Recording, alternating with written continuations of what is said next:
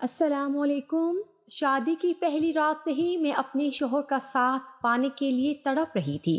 میری ساس ایک گونگی عورت تھی، سارا دن اپنے کمرے میں ہی رہتی، لیکن جیسے ہی میرا شوہر میرے پاس آتا وہ گھر کے برتن توڑنے لگتی۔ میرا شوہر فوراً مجھے چھوڑ کر اس کے پاس بھاگتا۔ ایک دن میں نے رات ہوتے ہی اپنی ساس کو کمرے میں بند کر دیا اور خود نائٹی پہنے تیار ہو گئی، لیکن اس وقت میرے قدموں تلے زمین نکل گئی۔ جب شادی کی رات میں بہت ہی زیادہ خوش تھی، محبت کی شادی کرنے کی وجہ سے دل میں لڈو پھوٹ رہے تھے۔ میں اور شہزاد بچپن سے ایک ساتھ ایک ہی اسکول میں پڑھتے آئے تھے۔ جیسے جیسے ہم بڑے ہوتے گئے ہمارے درمیان محبت بھی پروان چڑھتی چلی گئی، لیکن یہ ایک ڈھکی چھپی محبت تھی جس کے بارے میں کوئی بھی نہیں جانتا تھا۔ شہزاد مجھ سے اتنی محبت کرتے تھے کہ تعلیم مکمل کرتے ہی انہوں نے نوکری کی اور فوراً ہی میرے گھر رشتہ بھیج دیا۔ شہزاد کو میرے گھر والے بھی شروع سے ہی جانتے تھے، اسی لیے رشتہ پکا ہونے میں زیادہ دیر نہیں لگی۔ اور سب سے اچھی بات یہ تھی کہ ساس نندوں کی بھی کوئی پریشانی نہیں تھی۔ شہزاد کی اماں ایک گونگی عورت تھی جن کو بہت سی بیماریاں لاحق تھی اور وہ زیادہ تر اپنے کمرے میں ہی رہتی۔ شہزاد کی 2 بڑی بہنیں تھیں اور دونوں ہی شادی شدہ تھی۔ شہزاد کی نوکری بہت اچھی لگی تھی، اس لیے میرے گھر والوں کو اس رشتے پر بالکل بھی کوئی اعتراض نہ ہوا۔ شادی کی رات جب دلہن بنی سیج پر بیٹھی تو خوشی میرے انگ انگ سے پھوٹ رہی تھی۔ شہزاد نے پورے کمرے کو اتنی خوبصورتی سے سجایا تھا کہ میں حیران رہ گئی تھی۔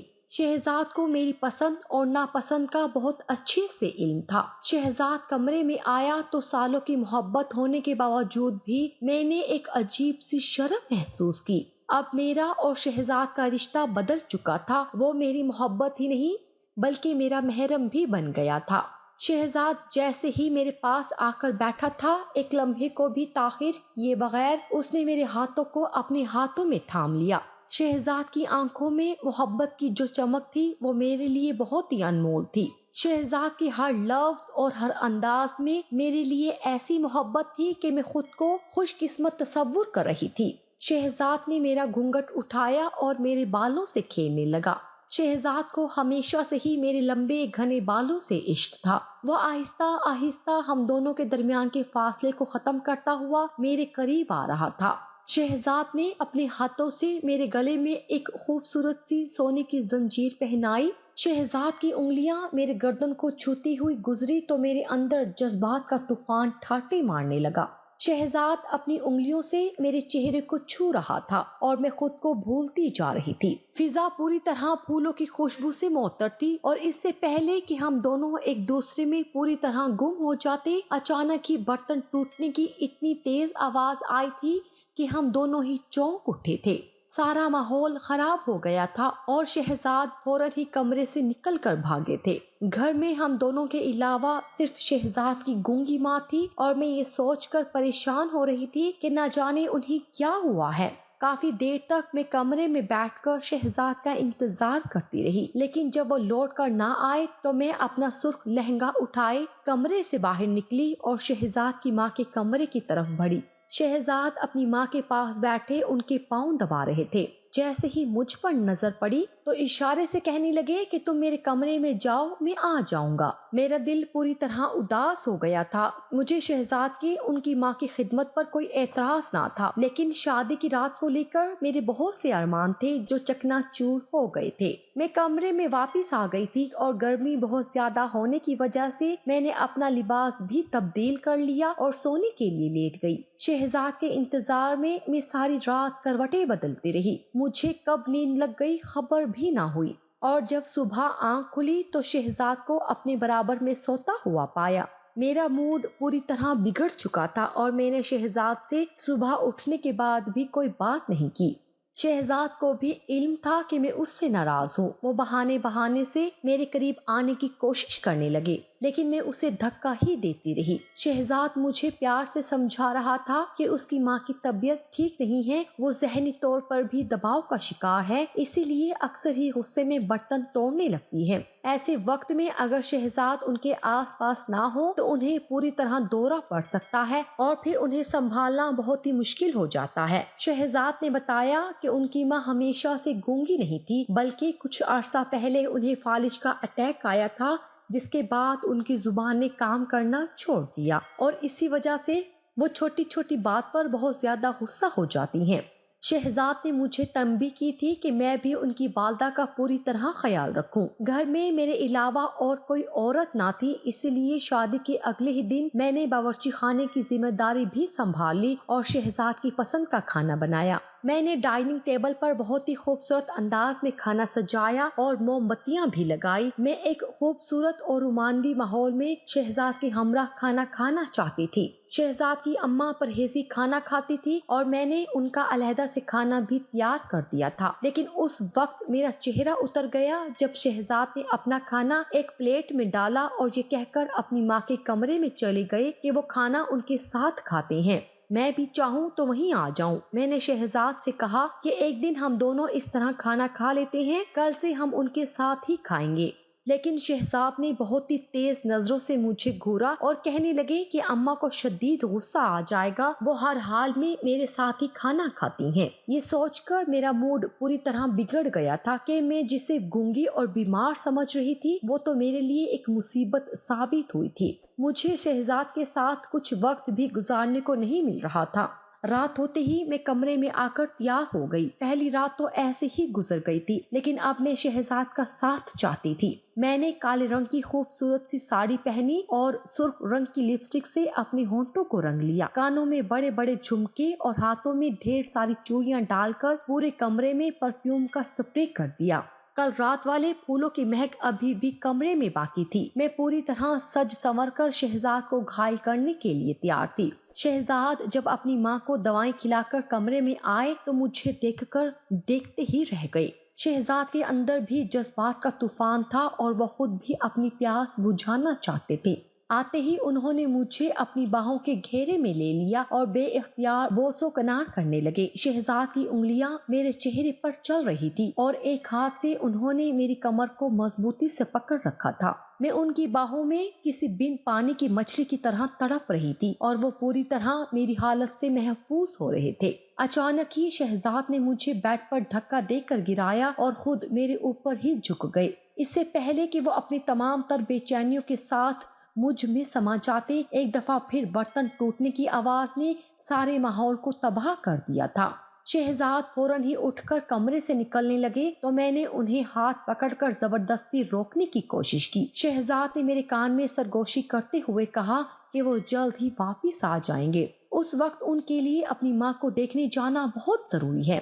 میں اس قدر ٹوٹ رہی تھی کہ میرے لیے شہزاد کو جانے دینا ممکن نہیں تھا، لیکن شہزاد نے ایک جھٹکے سے میرا ہاتھ ہٹایا اور واپس لوٹ کر آنے کا کہتے ہوئے چلے گئے۔ میری آنکھوں سے خود بخود ہی آنسو بہنے لگے تھے۔ اب میرے لیے یہ برداشت کرنا ناممکن ہو گیا تھا کہ میری ساس رات ہوتے ہی میری دشمن بن جاتی ہے۔ مجھے نہیں معلوم تھا کہ ان کے ساتھ دراصل کیا مسئلہ ہے، لیکن جو بھی تھا ایسا محسوس ہوتا تھا کہ انہیں ہم دونوں ایک ساتھ ہونے سے ہی پریشانی ہے۔ میں سالوں سے شہزاد کی محبت میں چور چور تھی اور اب جب ہم دونوں ایک ہونے جا رہے تھے تو میری ساس کا مسئلہ ختم ہی نہیں ہو رہا تھا۔ میں ساری رات کمرے میں جلے پاؤں کی بلی کی طرح چکراتی رہی۔ یہ رات تو میرے لیے صدیوں کے برابر ہو چلی تھی، ایک ایک لمحہ میرے دل پر بوجھ کی طرح تھا۔ جب آدھی رات بیت گئی تو غصے میں میں نے اپنے جھمکے نوچ ڈالے اور بیڈ کی چادر بھی اتار پھینکی۔ میرے لیے اپنے آپ کو روکنا اتنا ناممکن تھا کہ میں نے خود ہی اپنے بالوں کو بھی نوچ ڈالا تھا،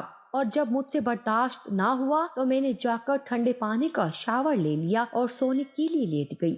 میرے اندر ایک آگ سی جل رہی تھی اور ایسا محسوس ہوتا تھا جیسے میرا پورا وجود جل کر خاک ہو جائے گا۔ میں نے سوچ لیا تھا کہ اب اس سے زیادہ میں اپنے اور شہزاد کے بیچ اپنی گونگی ساس کو نہیں آنے دوں گی۔ وہ خود تو سارا دن سوئی پڑی رہتی ہیں اور رات ہوتے ہی ہمارے درمیان دیوار بن جاتی ہیں۔ اگلا دن میں نے شہزاد سے پوری طرح ناراض رہ کر گزارا تھا۔ شہزاد کو بھی احساس تھا لیکن وہ مجبور تھے۔ رات ہوتے ہی میں اپنی ساس کو دودھ دینے کے لیے ان کے کمرے میں گئی تو میں نے آہستہ سے ان کے کمرے کے دروازے کو باہر سے کنڈی لگا کر انہیں اندر ہی بند کر دیا۔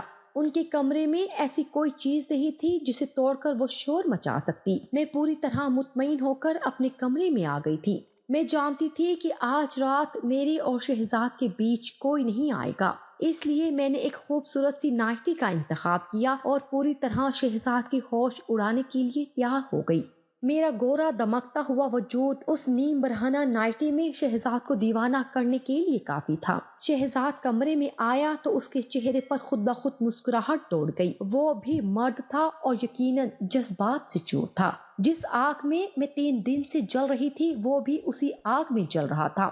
شہزاد میرے قریب ہی آیا تھا کہ میرے قدموں تلے زمین نکل گئی، کیونکہ ایک دفعہ پھر برتن ٹوٹنے کی آواز سے گھر گونج اٹھا تھا۔ میں تو ساس کو کمرے میں بند کر کے آئی تھی، پھر باورچی خانے سے برتن ٹوٹنے کی آواز کیسے آ سکتی تھی؟ شہزاد ایک دفعہ پھر مجھے چھوڑ کر باہر کی طرف دوڑا اور میں بھی چادر لپیٹ کر اس کے پیچھے پیچھے ہی چلی آئی۔ میری ساس باورچی خانے میں کھڑی برتن توڑ رہی تھی اور وہ بہت زیادہ غصے میں تھی۔ مجھے دیکھتے ہی اس کا غصہ اور بڑھ گیا اور وہ شہزاد کو اشاروں میں کچھ سمجھانے لگی۔ میری تو پوری طرح جان نکل گئی تھی، کیونکہ میں جانتی تھی کہ شہزاد اپنی ماں سے بہت محبت کرتا ہے۔ شہزاد کی ماں نے اسے اشاروں میں یہ بات سمجھا دی تھی کہ میں نے انہیں کمرے کے اندر بند کیا تھا، لیکن میں صاف مکر گئی، کیونکہ اگر میں نے انہیں کمرے میں بند کیا تھا تو وہ باہر کیسے نکلی؟ لیکن اس وقت میرے ہوش ٹھکانے آ گئے جب شہزاد کی ماں نے گھر میں لگے ہوئے کیمرے کی فوٹیج نکلوا کر دکھائی۔ مجھے تو معلوم ہی نہیں تھا کہ شہزاد کے گھر میں کیمرے بھی لگے ہوئے ہیں۔ شہزاد نے اپنی ماں کی وجہ سے کیمرے لگائے تھے، کیونکہ وہ گونگی اور بیمار تھی۔ شہزاد انہیں چھوڑ کر سارا دن نوکری پر جاتا تھا تو وہ اپنے موبائل کے ذریعے گھر کو بھی کیمروں سے دیکھ لیا کرتا تھا، اور انہی کیمروں میں وہ لمحہ بھی قید ہو گیا تھا جب میں نے دودھ کا گلاس دینے کے بعد اپنی ساس کو کمرے میں کنڈی لگا کر بند کر دیا تھا۔ میری ساس کے کمرے کا ایک دروازہ دوسرے کمرے میں کھلتا تھا اور میں اس بات سے ناآشنا تھی۔ وہ دروازہ دراصل پردے کے پیچھے تھا، اس لیے میں نے کبھی اسے نہیں دیکھا تھا۔ میری ساس اسی دروازے سے نکل کر باورچی خانے تک آئی تھی۔ شہزاد نے بہت غصے سے مجھے دیکھا تھا اور کمرے میں دفع ہو جانے کے لیے کہا تھا۔ میں شہزاد کے قدموں میں گر گئی اور ان سے معافی مانگنے لگی۔ شہزاد کہنے لگا کہ مجھے تم سے ہرگز بھی ایسی امید نہیں تھی کہ تم میری ماں کے خلاف ایسی کوئی گھٹیا حرکت بھی کر سکتی ہو۔ میں نے شہزاد کو یقین دلانے کی کوشش کی کہ ان کی ماں جان بوجھ کر ہم دونوں کو دور رکھنے کے لیے یہ سب کرتی ہیں۔ میں نے شہزاد کو بتایا کہ سارا دن اس کی ماں کو کوئی تکلیف نہیں ہوتی اور نہ ہی اسے کوئی دورہ پڑتا ہے، لیکن جیسے ہی میں اور شہزاد ایک دوسرے کے قریب آنا چاہتے ہیں اس کی ماں ایک ہنگامہ برپا کر دیتی ہے۔ شہزاد کہہ رہا تھا کہ وہ جانتا ہے اس کی ماں یہ سب کچھ جان بوجھ کر رہی تھی، لیکن وہ پھر بھی ان کا لحاظ کرتا تھا۔ شہزاد کہہ رہا تھا کہ بہت چھوٹی سی عمر میں اس کی والدہ کا انتقال ہو گیا تھا اور اس کے والد نے دوسری شادی کر لی تھی اور اس کے بعد سے یہی شہزاد کی ماں تھی۔ شہزاد کہنے لگا کہ میری ماں نے مجھے کبھی کسی چیز کی کمی نہ ہونے دی اور نہ ہی میری تعلیم اور تربیت میں کوئی کمی چھوڑی، لیکن جب میں نے تم سے شادی کی بات کی تو میری ماں نہیں چاہتی تھی کہ تم میری بیوی بن کر اس گھر میں آؤ۔ میری ماں مجھے شادی شدہ زندگی میں خوش نہیں دیکھنا چاہتی تھی، کیونکہ انہوں نے بھی ایک خوشگوار شادی شدہ زندگی نہیں گزاری تھی۔ میرے باپ نے میری خاطر دوسری شادی تو کر لی تھی، لیکن کبھی میری ماں کو اپنی بیوی کا رتبہ نہیں دیا تھا۔ جب بھی کبھی اماں ابا کو اپنے قریب کرنا چاہتی تو ابا میری وجہ سے اماں کو دھتکار دیتا اور خود ساری رات میرے ساتھ ہی سوتا۔ اماں ابا کے ساتھ کے لیے تڑپتی رہتی، لیکن ابا صرف اور صرف ساری توجہ مجھ پر ہی رکھتا۔ ابا نے تو اس ماں سے کوئی اولاد بھی پیدا نہ کی تھی، کیونکہ وہ نہیں چاہتا تھا کہ مجھے سوتیلے بہن بھائیوں کے ساتھ رہنا پڑے۔ اماں ساری زندگی اپنی سگی اولاد کے لیے ترستی رہیں، لیکن ابا کو رحم نہ آیا اور یہ سب کچھ میری وجہ سے ہوا تھا۔ ابا نے اماں کے ساتھ ہر معاملے میں بہت زیادہ ناانصافی کی تھی اور میں خود اس بات کا گواہ ہوں، اور شاید اماں نے اسی بات کا بدلہ لینے کے لیے ہم دونوں کو ایک نہ ہونے دینے کا فیصلہ کیا۔ یہ بات جانتے ہوئے بھی میں اس لیے خاموش رہا کیونکہ کہیں نہ کہیں جو کچھ اماں کے ساتھ ہوا اس کا ذمہ دار میں تھا۔ शहजाद ने अपनी माँ से कहा कि मैं अच्छे से जानता हूँ कि आपको कोई दौरे नहीं पड़ते थे, लेकिन आप जानबूझकर मुझे तंग करने के लिए ये सब करती हैं। लेकिन मैं आपसे बहुत मोहब्बत करता हूँ, इसीलिए मैं कभी आपके खिलाफ नहीं गया। लेकिन आपकी बहू ये सब कुछ ज्यादा अरसे तक बर्दाश्त नहीं कर सकती। जिस तरह अपने शोहर का साथ ना पाने की वजह से आपके अंदर एक तशनगी रह गई है और आप एक अनदेखी आग में जल रही हैं, बिल्कुल इसी तरह आपकी बहू भी यही वक्त काट रही है। आपने तो मेरे सहारे सब कुछ बर्दाश्त कर लिया, लेकिन आपकी बहू आपकी तरह हिम्मत वाली नहीं है। आपने देख ही लिया कि वो 3 दिन में आपसे किस कदर तंग आ गई कि उसने आपको कमरे में बंद करना मुनासिब समझा, क्योंकि वो मेरा साथ चाहती थी और वो जानती थी कि ये उसी सूरत में मुमकिन है जब आप हमारे दरमियान ना आए। शहजाद की माँ दरअसल उसकी सौतेली माँ थी जो उसे खुश देखना नहीं चाहती थी। इसीलिए जब शहजाद ने अपनी माँ को मेरे बारे में बताया तो उस दिन के बाद से ही उसने दौरे वाला नाटक डालना शुरू कर दिया। शहजाद ने अपनी माँ से कहा कि अगर आप मेरी बीवी के साथ अच्छी तरह रहेंगी तो हम दोनों आपकी इज्जत करेंगे और आपका ख्याल रखेंगे, लेकिन अगर आपके ये दौरे खत्म ना हुए तो मैं आपको नफ्सियाती अस्पताल में दाखिल करवा दूंगा।